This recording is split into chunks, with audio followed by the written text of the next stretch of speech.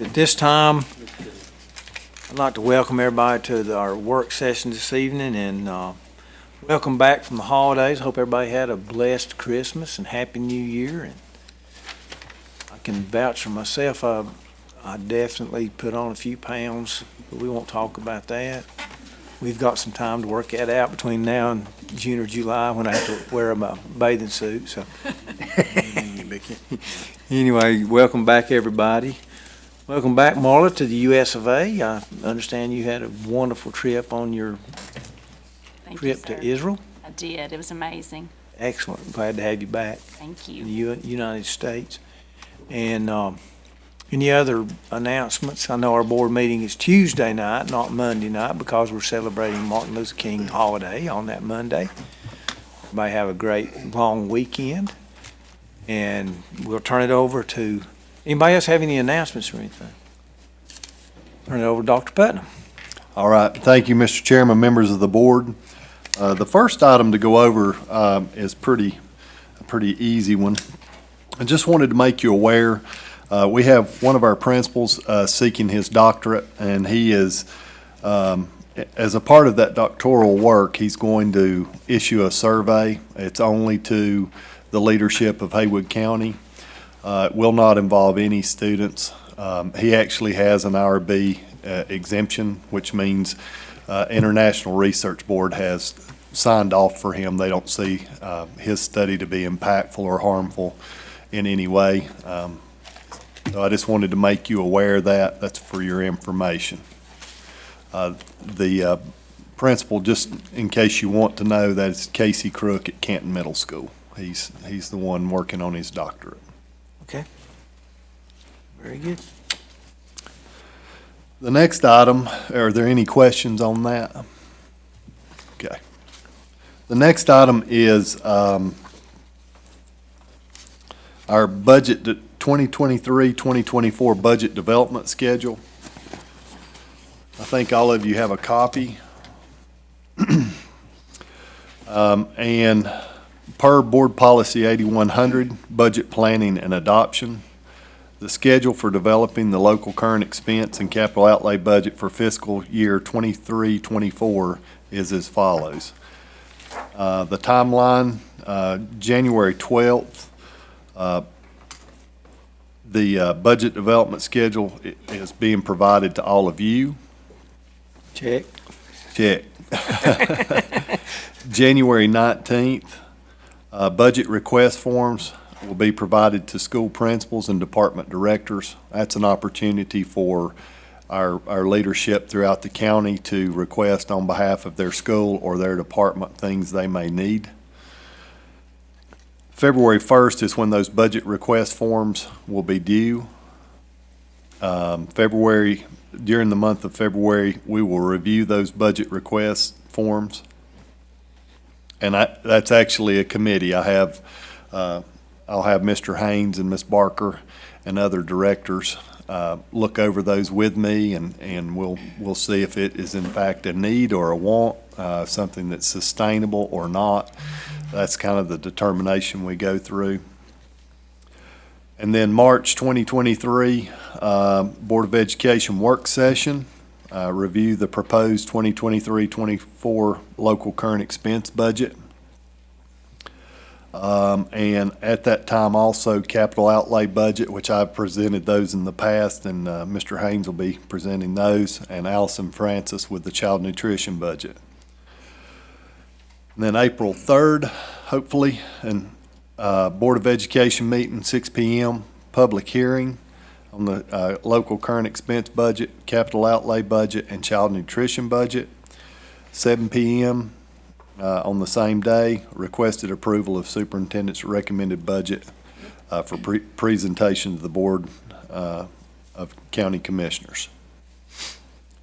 And then by May 15th, presentation of a budget to the Board of County Commissioners. We hope to have that done prior to May 15th, but that's to be determined. And then June of 2023, Board of Education approval of the 23-24 interim budget resolution on all funds. And on or before July 1, approval of budget and appropriation of local current expense and capital outlay revenue by the Board of County Commissioners. And you'll see at the bottom, all these dates are tentative. You know, we hit snags from time to time. This is the outline we're going to try to follow. It gives us a good marker, and we're going to try to stick to these dates. But as you well know, we are going to be discussing next week, Bryant Moorhead and myself, as well as his finance officer, and Taylor Garland for us, and we'll be sitting down, hammering out, exactly what that funding formula will look like moving into the 23-24 school year. So that's why I say these dates are tentative. Sure. If all goes according to plan, the dates should be firm and hold. If we're unable to reach an agreement at that time next week, it might move some of these dates back. Are there any questions on the budget development schedule? Whose idea was this? The budget development schedule, Dr. Nolte has done these in the past. I like it. Yeah. Nice. And so I can't claim credit for it, so. Any questions from anybody? Godspeed in our negotiations with the county commissioners. Yes. Well, I've been quoted as saying, if history serves us well, they will come through for us as they always have, and support and promote education. Thank you. Thank you. You want me to? Yeah, go ahead, Ms. Barker. Okay. You are next. Chairman Francis and members of the board, Happy New Year. Good to see everyone, and just want to talk to you about, I've got good news, performance bonuses from the state. These are required by the general statute to pay our teachers performance bonuses based on growth. We've not been doing that because during COVID, they suspended that, and we did not, growth was not calculated for our teachers. So we're back we're going to award those bonuses per the state guidance. They send us which teachers get that bonus based on criteria, and we're still going through that right now. Glad Taylor's here. She's got the preliminary list, and they drop the money. I think it actually dropped today, and those bonuses have to be paid out by the end of January, all right? So we just got the names a couple of days ago. So we're excited. We will recognize those people at the February board meeting. I did want you to know the grades and the teachers that are eligible for third grade teachers, they are eligible for reading only and growth, and they can get two different bonuses. They can get a bonus for the top, if they're in the top 25% in our region, and they can get a bonus if they're in the top 25% in the state. Okay, so they're eligible for two different bonuses, reading only in third grade. Fourth and fifth grade teachers, however, are eligible in reading and math. So they can get a region award, and they can get a state award in reading. They can also get two different bonuses in math. So fourth and fifth grade teachers are eligible for that. Our middle school teachers are eligible for math only in the state. So again, it's a proportion. It's a 25% for the region and for the state. So we'll be letting you know that. We'll recognize them. I just want you to know that those bonuses are back. So you'll know also our advanced placement teachers. The state of North Carolina pays them for every passing score that their students receive. So those bonuses are all over the place depending on how many students they have that pass individual AP tests. But those have to be paid out in January too, and we'll be recognizing those teachers, and also our CTE teachers who are also paid bonuses for credentials that are earned. So we will recognize all those people in February and get those bonuses paid out this month. Just wanted to make sure, those are back, and those aren't locally funded. Those are from the state and required. How'd I do, Taylor? Okay, so any questions for me just about those bonuses? So what is the amount of the bonuses? Well, that's the interesting thing, Mr. Kirkpatrick. They drop the money, and then Taylor can explain that better. They are no more than $3,500 apiece. So, for example, a third grade teacher in reading, if they meet the regional requirement, they're in the top 25%. That's up to $3,500. If it's the state, it's up to $3,500. Okay, but depending on within our district, if we had, depending on the amount of people we have received that, depends on how much that actual comes out to. Does that make So sense? that, it boils down if you have 100 teachers or instructors that 25. pass, they to get the 25% and they give you so much money, then you have to split it between all of them. That's right, that's correct. So, and So it I know Taylor sounds was. great when it says 3,500, but then the state don't give you enough to do. It's a max of 3,500, and I know she's worked on that today and getting those actual amounts. But generally, in the past, when we awarded those, it was close to that. So we don't want to make any promises, but, you know, again, they've worked really hard, and so we're proud of all of our people, but Is that not a pretty tight timeline for payroll to get that in? Yeah. that's what we thought, wasn't it? I So- mean, my God, are they requiring it to be paid in January, or are you just trying to get it paid in January? Do you know the answer to that, or? I think it's highly encouraged you pay it in January. Okay. And report it to general assembly. I understand. I would, if I was an employee getting the bonus, I'd want it as soon as possible as well, but I can't imagine all the key punches that's gonna have to happen. That's a lot of folks, I'd say. And just for clarification, the notification come in this month, so. So what's a rough number? Do you have a rough number? Total on dollars. employees? I don't. What was the drop? Roughly. Yeah, what was the drop? Now, She's looking it up. that's a Taylor question. If you'll repeat it. Yeah, so it can be on the record. Oh, She's gonna. Taylor's looking. That's right. And I do have the names of the teachers. I don't want the Yeah. name just because, I mean, we don't want to. Again, I've just. We don't want to spoil that for everybody. We'll wait till No. February to figure that one out. February, we'll get those numbers. Everybody, they can Yeah, just come be on. come on. notified. So this is just for third through eighth only, okay? The AP teachers and the CTs is Are a different different. pot of money, okay? Is that correct, Taylor? Ms. Garland? Yes, so for third grade bonuses, we received $61,575. For fourth and fifth, the math bonuses, CTE bonuses, and AP bonuses, we received $133,298. Okay. Hey, and two, can I About add? $200,000 roughly. Yeah. I mean, Yeah. One thing that's too, actually- I think I said region, You said region and state. LEA, and state, not region, excuse me, LEA. So it's the top 25% in our LEA and the top 25% of the state. Okay, Gotcha. excuse me, that was my fault. Right. I've slept in 2 years since we quit giving these, but it is the LEA and the state. Thank you, Ms. Garland, and thank you, Ms. Barker, for that. Yeah, thank you to our We're people. gonna recognize them in February, correct? Yes, and hopefully get that paid out in January. What other questions you have for me about that? Anybody have any questions?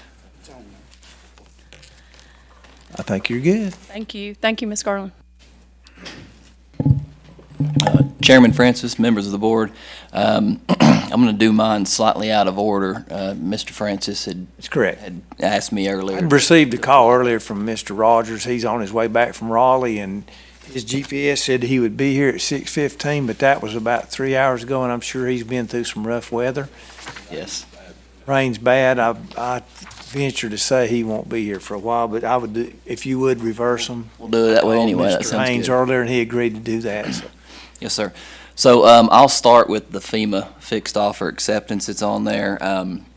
We would just ask that at the board meeting on Tuesday, that you all consider accepting the offer, the fixed offer that we've received from FEMA for the Central Haywood High School building next door to us currently right now.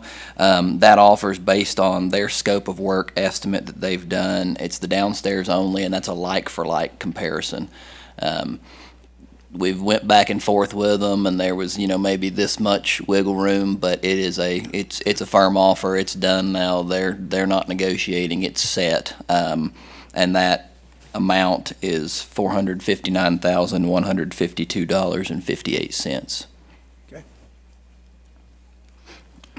And I'll just piggyback on that. I've kind of handed that off to Mr. Haynes. He's done a good job picking up the ball and running with that. That's basically to go in and remodel at the current location.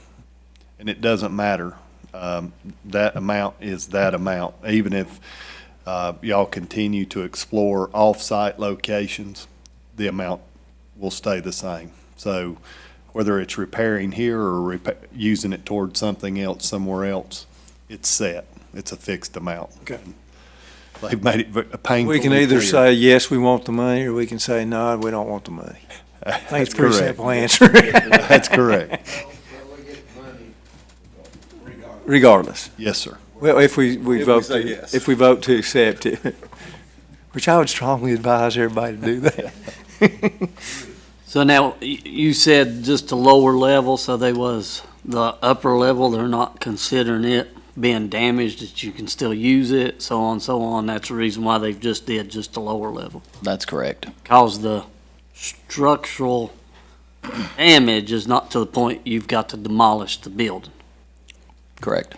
So that's the reason why the second level. Am I imagining this, or did we talk about a few months ago that they were going to require us to fill the crawl space in? Is that correct? Yeah, I don't know. That was a discussion, but since they're funding us in a limited amount, they're not requiring flood mitigation. Okay. And so that was one of the mitigative measures, fill the crawl space with concrete, watertight doors, watertight windows. They basically said, we think you can fix it for this amount, we're gonna give it to you. You do with it what you will. If you mitigate, you mitigate. If you don't, you don't. Okay. The second thing that I've got is the CareHawk intercom systems. And again, I'd like to ask you all to consider entering a contract with Haynes Technologies to install those CareHawk intercom systems in the remainder of the schools that we have that do not have them, which at this time is 8. The other 6, 5 of them have them. 1 it is currently being installed in. And I can give you those schools if you'd like. The amount on that contract is $220,000. $220,450. Sorry, excuse me. And that's going to be paid for entirely out of ESSER, so that will not come out of any local money or anything like that. We were able to work out of ESSER to be able to do that. The reason for going with the CareHawk system is, one, it gives a lot of safety advantages that other systems out there don't. One in particular, it calls the call center like is required in general statute, but it also at the same time simultaneously will call 911, which, in the event of an active shooter threat, something like that, every second counts. And so to be able to call 911 and the call center simultaneously saves a lot of time, and it's very important. Another thing, and just from being in this position for a little while and going around to the different lockdowns and the different schools we have, currently we have this CareHawk system in 5, and then we've got some Simplex systems, and the other one is the Duquesne system. And hearing the difference between the alarms and the volume of the alarms is it will be a whole lot better for our students and our staff if there is consistency across the district to where every school has the exact same alarm system. And as a kid moves through elementary, middle, high school, that alarm sounds the same no matter where they are. So that's going to help in reaction time and whatnot with our students too. But anyway, so that is, Haynes is the sole source provider of that, so we didn't have to bid out or anything like that for those CareHawk systems. They're the only ones that do that. So again, that's all out of ESSER. Any relation? No, no. I wish I could claim them and the underwear company, and I got nothing. Sorry. Yes. Yep, the 8 schools that currently don't have that system that will be getting it, if you all decide to okay the contract, are Junaluska, Central Haywood High School, Jonathan Valley Elementary, Bethel Elementary, North Canton Elementary, Canton Middle, Hazelwood Elementary, and Clyde Elementary. The one that it is being currently installed in is Riverbend, and that was originally part of this contract, but because their intercom system actually went out entirely, we really needed to move on that and make sure that happened.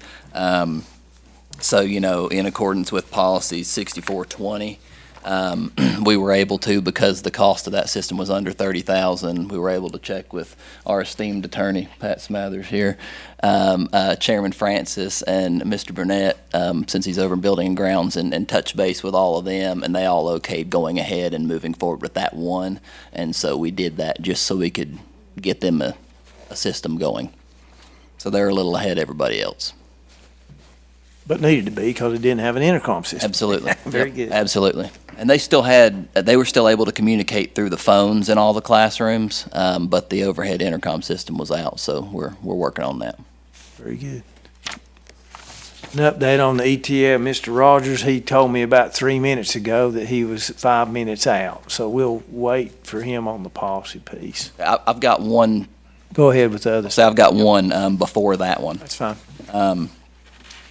So the first, it's a little group of policies actually that I've got to bring to you all this evening. First one is 2330, which is board meeting agendas, and then 2335, which is the advanced delivery of meeting agendas. And this was actually brought to our attention by Ms. King because she's kind of the one that deals with this the most, because she is responsible for posting the meeting agendas online and, before work sessions or before the board meeting. When looking at the board meeting agenda, that policy 2330, it says 2 working days. Allow 2 working days. It should be posted prior to any meeting. The advanced delivery of meeting materials says at least 3 working days. How those are different, I'm not exactly sure, but they are different in our policies. And then the general statute, which is what we would ask you all to consider changing out both of our policies to, is 48 hours. The difference between the 48 hours and 2 working days, I'll give you an example, like this evening, for example, if there were any, if our board meeting agenda would need to be posted this evening so that a working day would be Friday, we don't have school Monday, and a working day would be Tuesday before the meeting Tuesday evening. Whereas if it was 48 hours, Ms. King could post it Friday afternoon when she's getting ready to leave the office to give time, or a little more time, to make sure there were any adjustments or anything like that that need to be changed. And then it's still posted Saturday, Sunday, there's your 48 hours, and really it's up all day Monday too, so it's even longer than that in that case. But it really makes her life easier. So that's the reason we're asking for that change, and it would fall in line with the general statute 143-318.12, which, like I said, asks for 48 hours for advance notice for that stuff to be posted, or agendas to be posted. But you're not going to do that this month. That's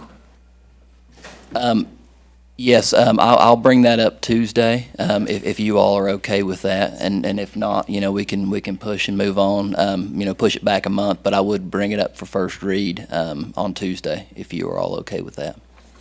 sure. So does that mean we still have to table it for 30 days, or can we go, I'm- let's go ahead and vote on it? I think we might as well. I mean, if it's gonna help Miss King out, 48 days, because actually, we don't get personnel till Friday evening anyway. Yeah. Correct? I think that's pretty much what we had always said, that as long as we had personnel in there. So, I don't see no problem that we can go ahead. We're good with I would put it on there for first reading, then we could, if we need to suspend the rules, whatever, then that way we have the weekend to get feedback from folks that are Sure.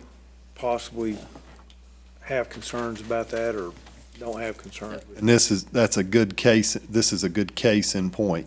Yeah. You've identified something you would like to have on Monday's or Tuesday's board agenda. Under our current policy, we would be violating our own policy. But if we back it up to reflect actual general statute, you could put it on tomorrow. And we're complying with general statute and we're complying with our own policy. Media still has ample time to, Yeah, because you have Review 2 and days, reflect. 3 days, so 2 days. The 2 days was what? How's the policy reading now? 2 days. Our current policy is 2 working days. But then what was the 3 working days? The 3 working days is in a different policy, Oh, and the it's for the pauper advanced. paper. So, yeah, that don't make no sense. Yeah, and then the general statute's 48 hours. I'd put it on the agenda for the first reading, and then we can take action if we need to. We can pull it out and vote to suspend the rules and do that. Sounds good. Move it on in. Okay.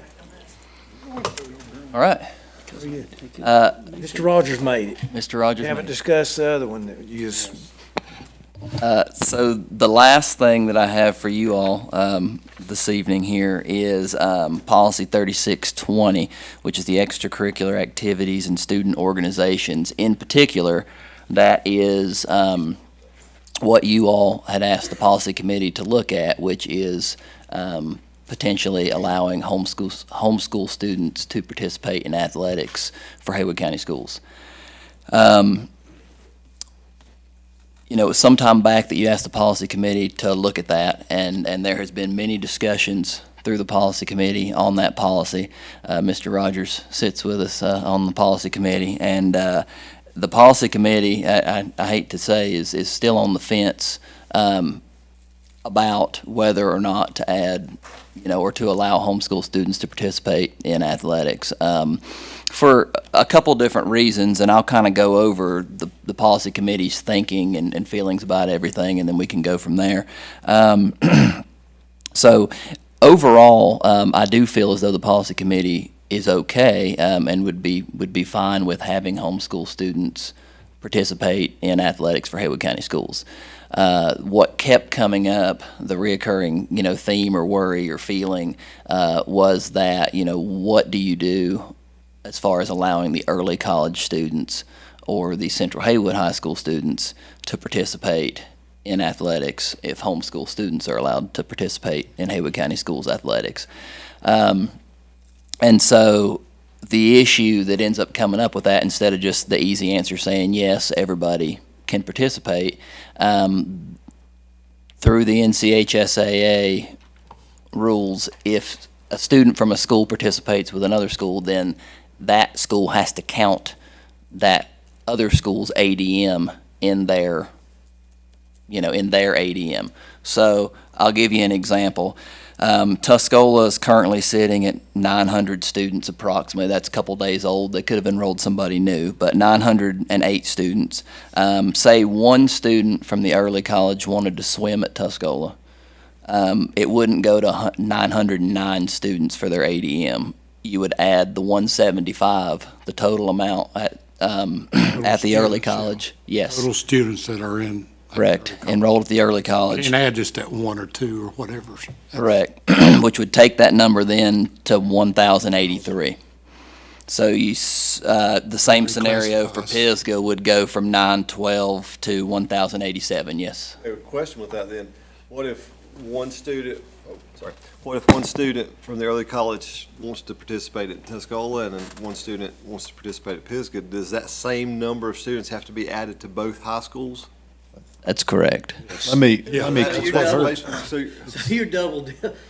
well, that might be a good It's- thing then, because that would make our ADM numbers higher. just for clarification, Reclassify. so if there's 175 total students at Haywood Early College, it won't matter that total number. What will matter is the minute we make Haywood Early College students eligible, they will count whether a single kid chooses to participate in athletics. Yes. And how do you divide that? Yeah, that was my question. You go to where they're domiciled. Okay. So if we happen to have, of the 175, 100 of them were in the Waynesville area, the Tuscola district, that 100 would count toward Tuscola's ADM. The other 75, just for arbitrary or round numbers, would count for Pisgah. And it's not a matter of whether any elected for it, it's just that they are eligible for it. And so that would count into their ADM. How does that affect the funding for the early college at that point? At this point, we get credit via ADM regardless, okay? There is something out there that's worrisome. It's an FTE study. I know the state has launched a full-time enrollment study. They have begun to understand or look at students who access Haywood Early or Haywood Community College classes while also counting for Pisgah High School, Tuscola High School, Central Haywood High School. And so right now we receive full funding regardless of their attendance in these other entities. However, that might not always be the case. Mr. Haynes, back up just a minute. Is it still where North Carolina High School Athletic Association is making the homeschool students participate 50% enrollment classes, correct? That's correct. Okay. Yes, and I'll kind of finish this thought here, and then I'll go to the policy part if you all decided to adopt it, and we can talk about that, and I can answer any questions you've got on that. So the worry of the policy committee in this is that if these numbers get brought in, the ADM goes up, reclassification time comes around, and all of a sudden we're potentially in a different conference, or one school's in a different conference, maybe with the split conference that's got some 4As in it where we wouldn't want to be. And so that was really the worry of the policy committee. We just fought that for 2 years. Got Tuscola back in the conference where Tuscola should be, and not all these other. Hit your button. So we just fought that, as y'all know, for 2 years, got Tuscola back into the conference where they should be with their peer schools. And he said it, I'm just emphasizing it again. You know, the powers or the situations that got us into that situation that we finally got out of are still there. We fought a good fight and we won, but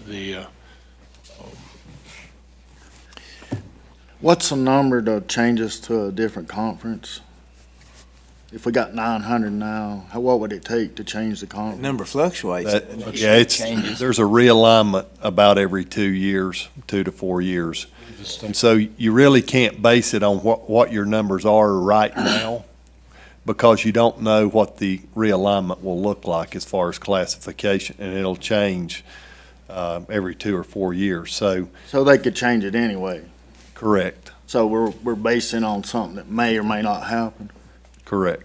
So Mrs. Fox is advocating for her students, for one, to do this. Also, her students are being allowed to play at the charter school and Haywood Early College, or Haywood Christian Academy. So our kids are playing at the charter school and Christian Academy because we're not allowing them to play with us, because we may or may not change conference. We're basing everything on football, basically football, because we don't compete in anything else anyway, hardly. One comment on that is that if Haywood Early College, Haynes and Dr. Putnam, you may correct me here, but when Haywood Early College was formed, they had an opportunity to have their own sports activities. Is that correct? Through the college, they were So, able to have their own I'll speak to, programs. and Dr. Nolte, that was his brainchild, but I understand his thinking at that time. He shared it with me. And they wanted there were no sports afforded to Haywood Early College. The focus at that time, they wanted to be all placed on academic rigor and breaking a generational cycle of non-completers in high school. That has evolved over time. Obviously, that's not still the case. It's evolved into being able to not only achieve a high school diploma, but also an associate's degree in 5 years. And so the intense amount of academic work that exists at Haywood Early College, that's why sports have never been offered or integrated. However, as a member of the North Carolina High School Athletic Association, sports could be offered at Haywood Early College independently. That's an option, and And that what is- kind of sports? Do tennis, they could do soccer, golf, depending on the number of. But we've already got tennis at 2 high Do schools. we know an estimated number of kids that would want to participate in athletics across the board? The only, and these, I'd want to do far more extensive work. I'm only aware of about 6 to 8 families who've reached out or in conversation and talking to Ms. Fox about this. I'm only aware of that. There may be, someone may see this air tonight and there may be 500 by in the morning. I'm just telling you based on preliminary inquiries that I'm aware of, about 6 to 8 kids. At the early college. Some of them are at the early college, and some have reached out from actual Homeschool. from home schools. Okay, and we know one for sure. Yeah. Okay. So your policy, you're wanting, if we do this, to do all or none? Is that, It's not the case. I mean, Not necessarily. Not, in other words, all of early college, central, and homeschoolers, or can we pick and choose if we? You could pick and choose. That was just the holdup for the policy committee, was that they felt as though if they said, yes, let's do homeschool students and allow them to participate, they really felt as though we should do the same, or they felt, I guess, bad in a sense if we didn't do the same for the students that are currently Haywood County School students. But I will say, I was going to add, we looked at some districts around us, Buncombe, Henderson, Jackson, and Caldwell. They all do allow homeschool students to play. Buncombe and Henderson do not allow their early college to participate. Jackson and Caldwell do. So you can see the split there too. And I guess they just had to make a decision with the way they felt. And also, I was going to say, because policy was mentioned on it, there are State Board of Education policies that exist already that we just haven't adopted, that are based on the rules and regulations of the NCHSAA, that kind of, go through this already. So if you all did decide to, allow homeschool students to participate in athletics, then the policy committee could go to that policy, look through it, and, make any changes or tweaks that we saw fit or saw that we needed that fit Haywood County Schools better, that weren't things that were, required by the NCHSAA.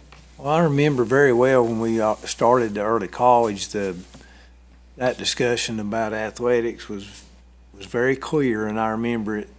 And I bet you Mr. Kirkpatrick and Mr. Rogers and some of the others have been here, but we debated that for a long time, and we were pretty solid in the fact that we wanted those kids to concentrate on academics and break that cycle, as you said. And the other drawback is what Mr. Smathers just said. We just legally fought to get Tuscola back to where we were. That's a tough call right there. But I'm more willing to accept the homeschoolers than I would be to open up Haywood Early College just from the standpoint of academic piece. So I have a question. If we allowed only the homeschoolers, could we require them to be enrolled in at least 1 to 2 classes? So- two classes. Two Yes. classes. That's part of that. They do have to be enrolled 50%. And so that would be 2 classes, and, we could decide what those 2 classes were, or if it could be any 2 classes, we would have to kind of put some rules and stipulations, or if those two classes are required to take place on campus, or if they could be two classes, but they're dual enrolled students like students we have, and they're taking them at HCC. So we'd have to go through that and figure that type of stuff out within that. But if we only did homeschoolers, then we wouldn't have to worry about the numbers, like, As much. As much, yeah. It wouldn't be as dramatic. Still gonna add, It still depends on how many homeschoolers. still add. we wouldn't have to take like 175 like we do with the early You don't have college. to take all the homeschoolers in the county, no. I mean, I think it Right. would be You a don't know much who that is, don't smaller know that number. You don't know. Right. Don't know It would that be number, yeah. individually, Nobody knows. It would be based on each individual homeschool. not, okay. Right.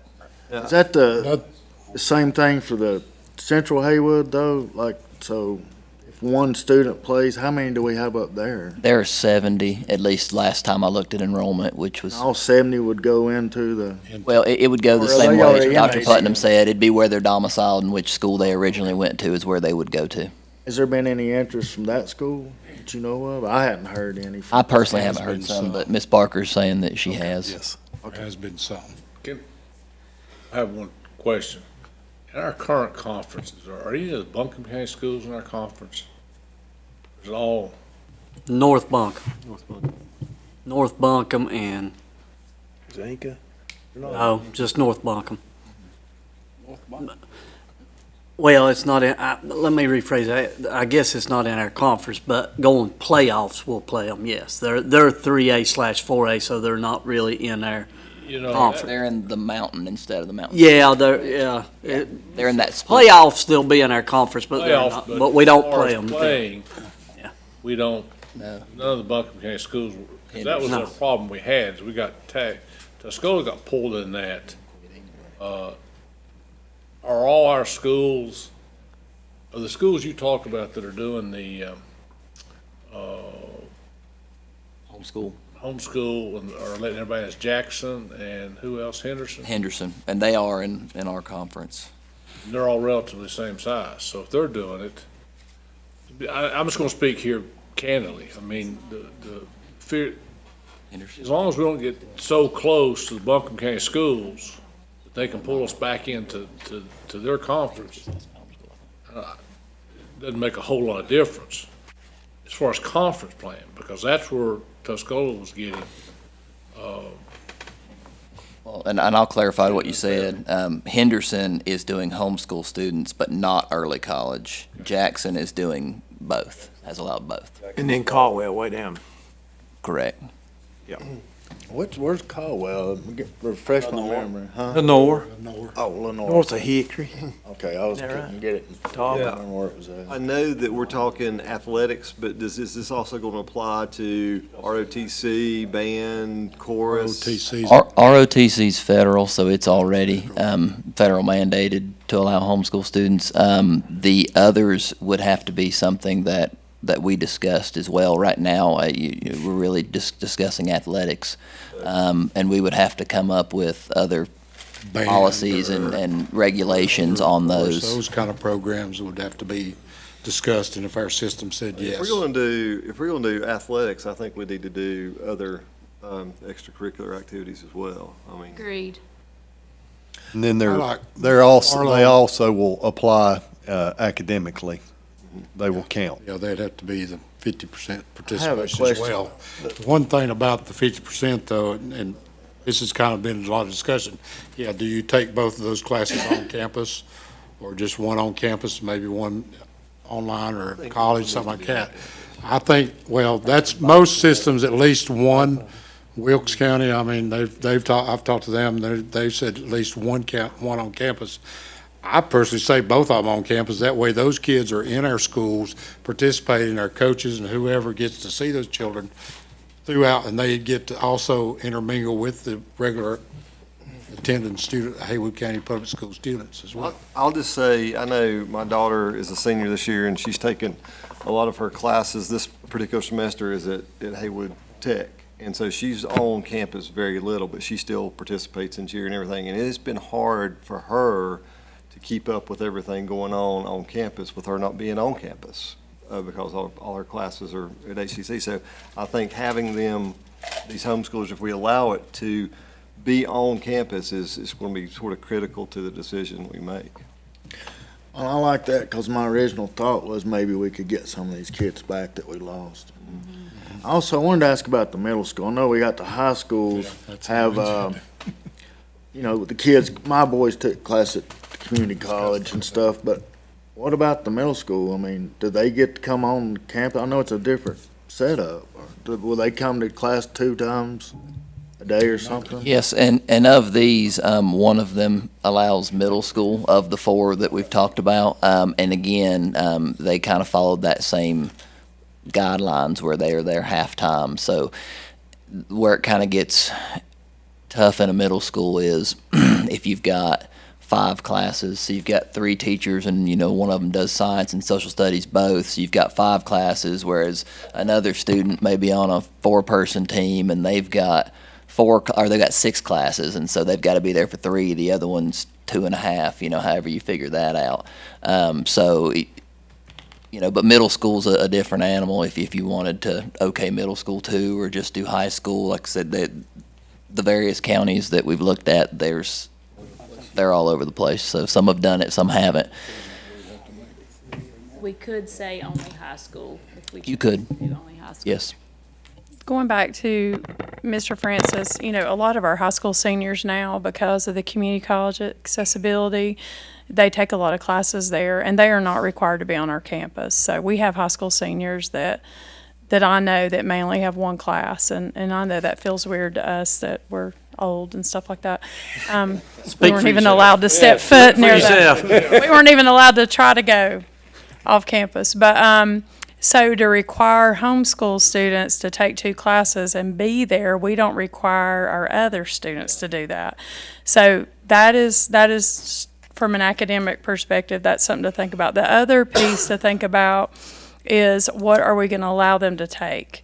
Okay, if they're homeschooled, are we going to allow them only to take electives, or are we going to have homeschool parents that maybe they want their kid to come in and take all the math classes? And then, you know, those scores will, you know, be reflected in our scores too. So I think we have to think about that and what we're going to, you know, are we going to allow them take electives? Are we going to allow them? And also with athletics, I know it's not, I don't want to say it's a requirement, but a lot of our sports, they really want their athletes in their weights classes there. And to take those too, that's part of it. I don't know that it's actually required, but it's pretty heavily, you know, expected. And that, coming from a parent of a kid who's an athlete, that's pretty important to stay healthy during those times too. So those are just all, I'm not saying right or wrong, I'm just throwing those things out there that go through my head, that things we'll have to work through, you know, whatever your decision may be, so. Can we set the standard higher than 50%?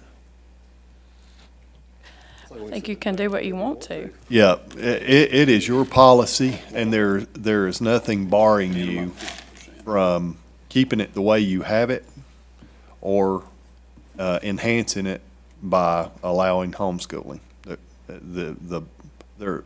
You really have a lot of latitude. The association requires Also- 50%. So I know this question will be asked if people's watching this. So the school of their choice, is it going to be school of their choice, or the school that, if you're a homeschooler and you're in the Pisgah district, That's you where go you go. to Pisgah? That's correct, They 'cause- ain't no, well, my mama works in Waynesville, so I'm going to Waynesville. No.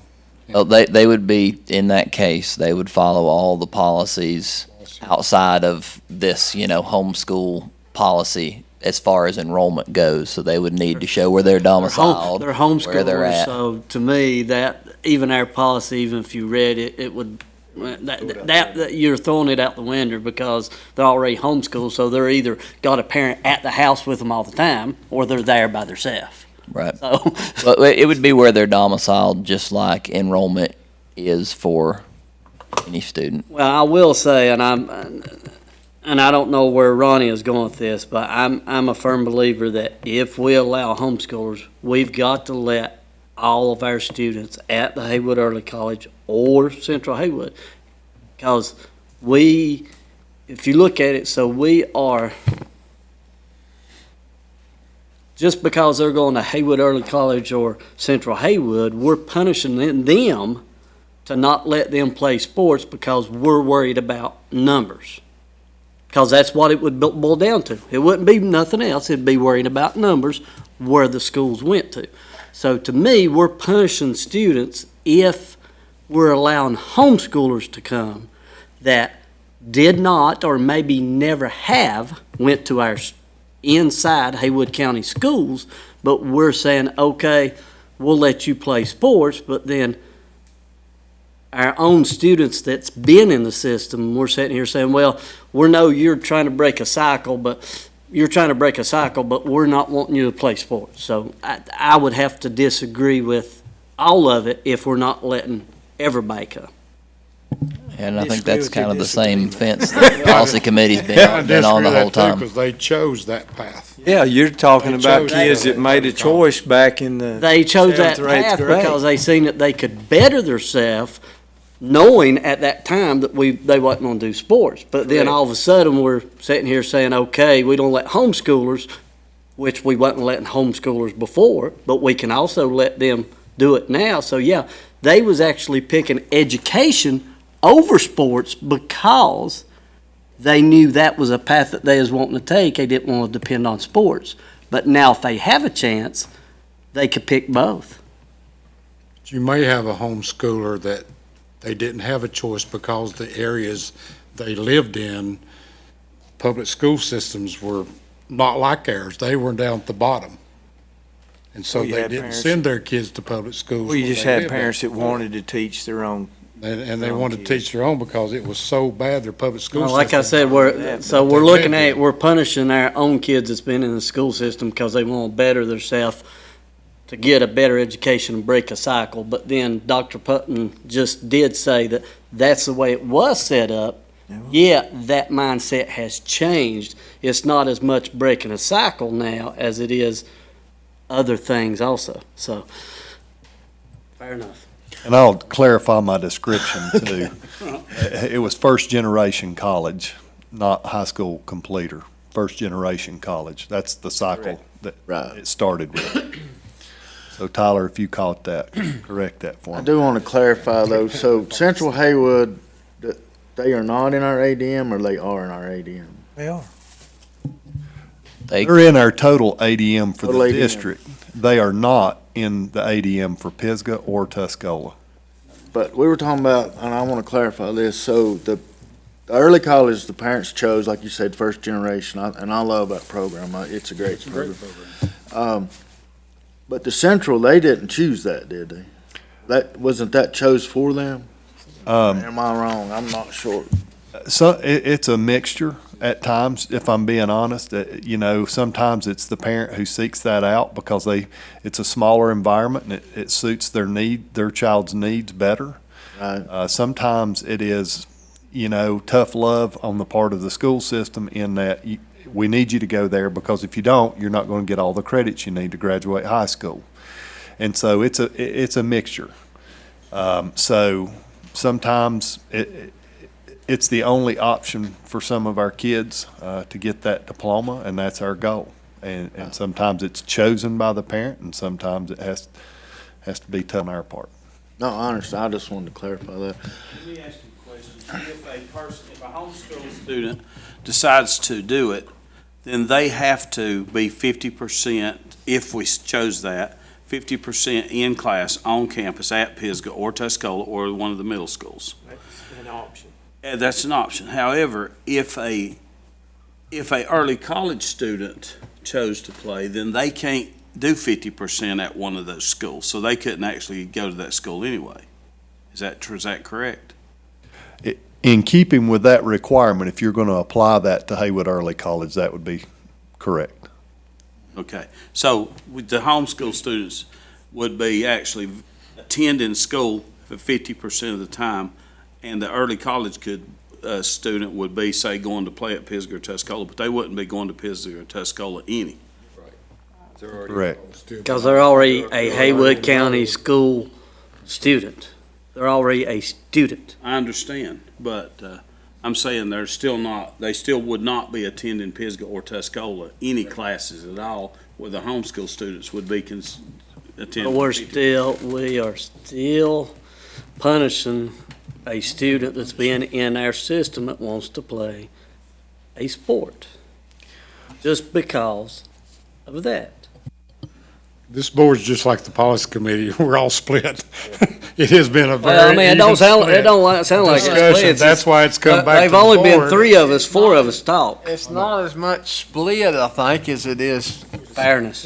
It's trying to be fairness. trying to and be you're right. fair And that's the way the policy everybody, committee feels, yes, to be fair to without punishing either school or, any child. any child or This school, county. period. I mean, So I could don't the, see how my you're question- punishing my somebody question, by Graham, taking. I don't know, you may know, or Trevor, you may know this. I don't like the word What's- punishing.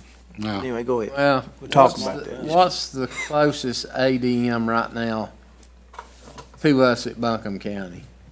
We're talking about, Pat's talking about changing our classification. Just out of curiosity, where are they at? Do you all have any idea? No, I can make an educated guess. They're probably about 80 to 100 larger right now. So not, I don't have that information in front of me, but I can certainly get it for If we put the you. 100 and, but you said 70 and, how many, 70 at Central? 75. Yeah, I was just using rough numbers. We'd have to go back and look at the actual residents of our Haywood Early College students, and then they would count toward the ADM at the respective schools. And I don't know what that breakdown is. 75 and 100 was just an arbitrary breakdown. I'd kind of like to know that, I think, as far as to know how much we're going to increase the ADM at Pisgah and Tuscola, where they're going. And, you know, I'll make the same recommendation to all of you, is to move slow on this because it has lots of impacts. I certainly am not wanting to delay anyone being able to participate if that's the way y'all choose to allow additional folks to participate in it. But I also, you know, want you to feel like you have every bit of information you need before, you know, reaching a decision on a policy that's this important. So, and Mr. Francis, you were going to ask. well, along those lines, is there a way that we could do a survey to see how many kids are we actually talking about here? Are we talking 10 homeschoolers and 6 kids from the early college? Because, yeah, that's going to play a big part in the decision as well, in getting the information out and seeing what kind of feedback we're going to get on the number of kids that want to actually participate. I think we could do something along those lines. I don't think it hurts to consider that information, so a great point. My only fear is you wouldn't want to base a decision off what a survey told you for this group of students in 9 through 12, because that may change drastically. You know, a good policy holds regardless of what the dynamics of 9 through 12 are year in and year out. And, you know, whether it's 100, the survey indicates, and we like that, or it's 2, and that doesn't seem as encouraging. You know, the policy should be what the policy is regardless of the situation or circumstance. I think going back to what Larry said too, I think if we take into account how many geographically will go to Pisgah versus Tuscola, wouldn't you have to look at number of graduating seniors and incoming 8th graders to know whether that ADM number is going to get adjusted as well? If you're graduating 300 and you have 400 incoming 8th graders, it's automatically going to make you go up 100, you know? Yeah, and another point, another great point that I've heard, and it was brought up in policy as well, and you know, that's kind of, again, conditions that will change. They'll wax and wane from year to year to year to year to year. But the policy can't be determined, in my opinion. Again, policy is yours, and I help guide and direct policy, and I'll make recommendations here and there if you ask for them. They're not mine. But in my opinion, policy, regardless of what the impact for 8th graders coming in may have on classification, it's either a good policy or it's not. The other thing about classification is you can't even really base it on what you see right now in Buncombe and here. We've seen great changes in classification when 4 or 5 big 4,000 plus, 3,000 plus high schools went in Raleigh. And it shifted everything down, bumped every classification down. And so you really don't even know what those dynamics play on your ADM and your classification statewide. It's just hard to predict that. So my encouragement would just be, we think this is sound, and if it raises classification, so be it. That we feel like this is the right way to go about this, or we think, no, it's too impactful, and we're not willing to risk that. That would just be my encouragement. Is there some way we can appeal to the North Carolina High School Athletic Association about changing that policy to where the ADM doesn't,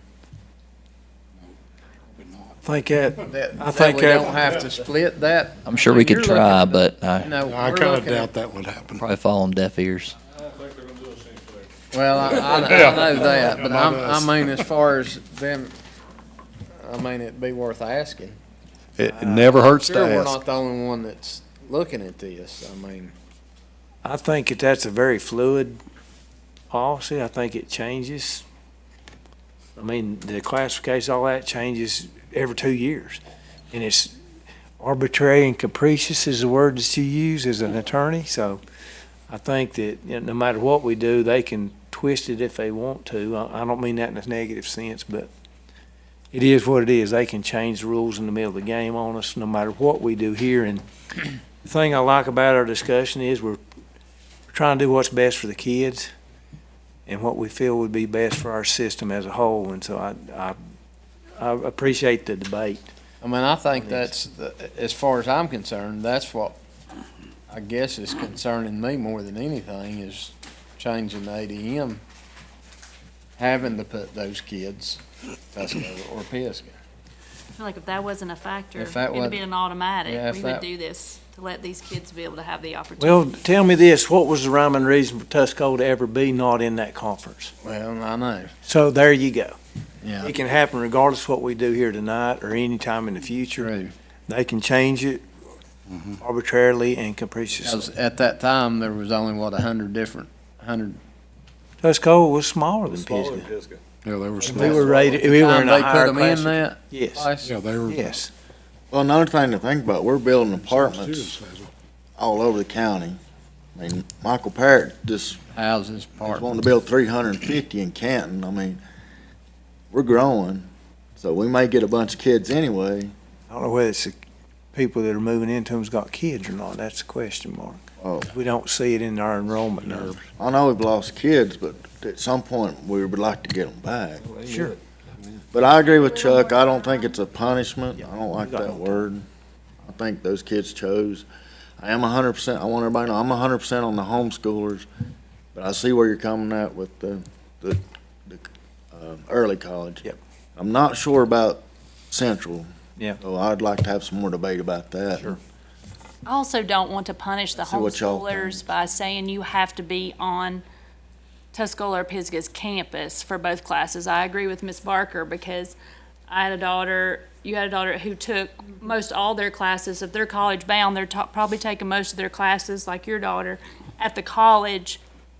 So how can we allow that to happen and then tell the homeschoolers, oh no, you can't take them at the college, you have to take them on Tuscola or Pisgah's campus? I don't think that is the right policy to go that direction either. So I think it needs a lot more discussion and a lot more research before we And make a just, decision. so that this option does not get overlooked. And I don't know if it's happy hunting ground or a middle ground, is offering sports to Haywood Early College. They can actually have their own swim team, their own cross-country team, their own, and again, I'm not promoting that- anything. I'm making sure would you've that heard be, all the hiring- discussion. Hiring coaches and stuff, though, we're gonna have to. They would have to, yeah. I mean, there again, that's something that Right, so we end up. we're kinda in the dark on. We don't know what they want and how many People, we that can't want to afford do anything. I mean, I guess I that's appreciate. a question we need answered is, Would they have enough? and I time know to it'll read? change year by year, but I mean, it would be nice to know, put out a survey and say, okay, how many of y'all would like to play sports and what sports would you like to play? I mean, it'd be nice to know that. And just so you know, I've talked to those respective principals, and they are doing exactly what we've asked them to do. They have positioned themselves to support their school. Ms. Fox is advocating hard for her kids to be eligible. You know, if homeschool kids get to participate, mine should too. If, you know, you talk to the two other high school principals, their position was exactly what it should have been. I worry about the impacts being harmful to our classification. So they're doing exactly what you've hired them to do. They're protecting their school. Well, I will say, no offense, but I kinda disagree with Ms. Morris on the being on campus. I think that's the collaboration part that the student needs. Because they've been homeschooled. And They have been homeschooled, and they need to get acclimated with the students they're gonna play with or whatever, you know, whatever sport they're doing. Whether it be weights or regular course subject or whatever. Maybe you could do a hybrid thing where it would be like for junior and senior year, or just senior year. You know, if you came on campus 9th and 10th grade, then you have the and then you had the option to move Yeah. more off of campus, then maybe you could That's- graduate it in or Is something. that- And they would is be that at just the as a college senior? with their Is that classmates. junior and senior, just, Usually junior and senior year, Half the if kids you're- are supposed to be mainly taking college senior, but classes. some mainly junior some classes juniors taken. are off campus a lot, but mainly senior year. But or maybe you compromise and say you take one class on the high school campus, and the Have the other class option. you have the option to be at the On or on at HCC. I agree. They might need to be in the weights class that's on campus with the other athletes. Would they qualify for classes at HCC at that point in time through our system if they're only taking 2 classes? Yeah, they would qualify. I mean, based on their grades and prerequisites and things like that. Just a couple of things. They would qualify though. And, you know, most of our freshmen and sophomores don't take, we have a few that take classes there. I'm not saying they're open, but most of it is their junior and senior year. So that's something to think about. As far as the surveys go, I think that's a great idea. I think the students that are there now, that, you know, those parents have probably reached out to Dr. Putnam, or there's probably more sitting out there. I don't want to say not, but when they went to the early college, they knew they weren't going to get to play. So a lot of those kids, I think the survey, the 8th grade kids would be really good. Like if they're interested in, would you go if you could play a sport? That's where you might see a real number because, yes, there's probably kids at the early college that chose that, but right now a lot of them went there knowing they weren't going to get to play. Does that make sense? So, I think that's why I just said, a lot of them was going into the early college because they was wanting to focus on the education because they knew they didn't have a chance to do a sport. So, yeah, you might have a different mindset if, right. I mean, you know, going forward, if you decide to do that with your policy, then, you know, it would be different. It could be different. Difficult to do. I thought about how great it would be for them to do like marching band or something like that as an option. But then they need to be enrolled in those classes, in those band classes. They would have to be on campus more, which maybe will draw those kids into saying, hey, this public school thing's they come to public school. maybe I want it, maybe I'd like to Transfer be into back in the public public school, and we draw them back in by allowing them to be in those activities. Just From one conversation I've had with the family, that can very well probably happen. Their kids will probably, their other children will probably enroll in public schools once they get this happening involved in.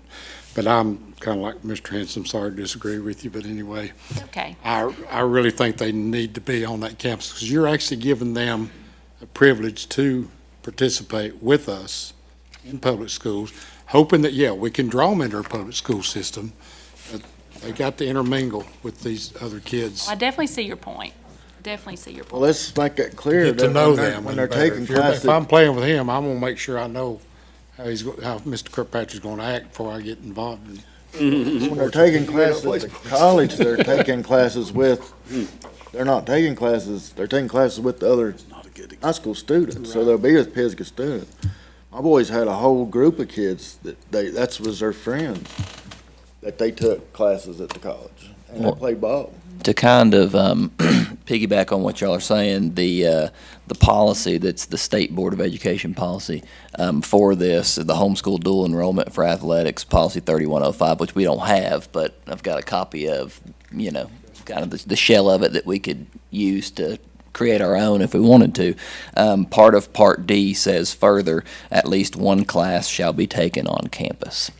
So it wouldn't have to be two, it wouldn't have to be, we could make no requirement, we could say that there has to be one, it really is whatever, but the way the policy is, at least the one I've got right here, it says one. Would you email that to us? Sure, absolutely. A copy of it, and just make sure you make it clear that it's just a example. Right, yeah. Great debate. So We're not gonna move on this I right guess now. where is it going back to policy committee, I guess, is my question? Policy committee brought it here. I mean, policy- This is the thing, policy policy's brought it saying, here. all right, board, here is your options. Do you really want to go with this policy? I mean, We've got a lot of questions. I mean, there's a whole lot of, like you say, the breakdown, I understand that too. If we could find a breakdown of HEC. We could certainly gather some of the information you've asked for and bring it back to you at the February Definitely work like- session. yes. Discussion. I agree.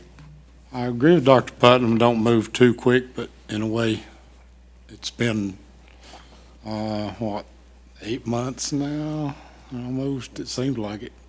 I'm not sure the exact time frame, but it has been a lengthy discussion in policy, and you can Several see meetings. why. There's lots of moving parts and pieces there. I'm guilty of, I moved it down the agenda some. Because really and truly, I wanted our new board member to be installed, and I wanted the holiday season to go on. In December, we weren't, everybody's thinking about holiday and stuff, and this is a serious decision that needs to be Very made. serious. Dr. Putnam, Well- could we talk about it next work session? Yeah. And have Mrs. Fox come in to answer questions that we may think between now and then? Yeah, if I were going to do that, I would have you hear from all the high school principals. That's great. Or can we, possibly do the survey, or survey somebody, 8th graders, or to find out. I mean, Yes, sir. I really Hey, wanna know- I really survey the fifth graders. I really want to know numbers more than anything. Yeah, we're, I'll give us another couple years to think about this. And I don't want to feel bad about one or two kids, but I hate to have this kind of discussion and debate over one kid. I mean, right. Well, I think that, one kid, but it's a policy that could, impact in several. perpetuity is what they say. Yeah, generation. Yeah. Well, and we're going to get you that information, Mr. Henson. The thing is, I just want to keep coming back to, be mindful of whatever results you get, they'll be different each time you do it. And so- Reality won't be what's on the first survey. That's right. And I'll let you off the hook just a little bit, Chairman Francis, talking about moving it back. We actually had it scheduled for November. We didn't have a quorum, if I remember that correctly. That's correct. I would like to hear from the principals, Okay? all of the principals. I think that is Okay.